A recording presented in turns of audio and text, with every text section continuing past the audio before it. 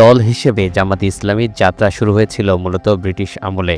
সাইয়েদ আব্দুল আলা মওদুদী 1941 সালের 26 আগস্ট লাহোরে ইসলামিয়া পার্কে জামাতে ইসলামী হিন্দ নামে একটি সংগঠন প্রতিষ্ঠা করেন।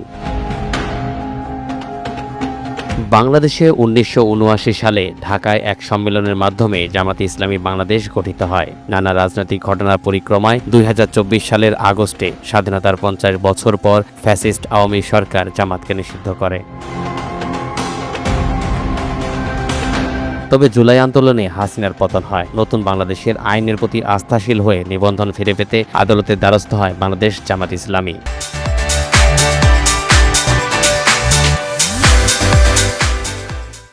অবশেষে আসে সেই মাহেন্দ্রক্ষণ। দলীয় প্রতীক দাড়িপাল্লা সহ জামাত ইসলামীকে নিবন্ধন ফিরিয়ে দেওয়া হয়। 4 জুন বুধবার ইসির ষষ্ঠ কমিশন সভা শেষে এসব সিদ্ধান্তের কথা জানান নির্বাচন কমিশনার আবুল ফজল মোহাম্মদ সানাউল্লাহ। তিনি বলেন, আপিল বিভাগ জামাতের নিবন্ধন পূর্বাপর অবস্থায় ফিরিয়ে দেওয়ার আদেশ দিয়েছে। অতি সত্বর জামাত ইসলামী তাদের নিবন্ধন ফিরে পাবে। সেই সাথে দলটির নিবন্ধনের সঙ্গে প্রতীক কী ছিল তা আমরা বিবেচনায় নিয়ে দাড়িপাল্লা ফেরত দেওয়ার সিদ্ধান্ত নিয়েছি। তরিকুল ইসলাম, NTV অনলাইন।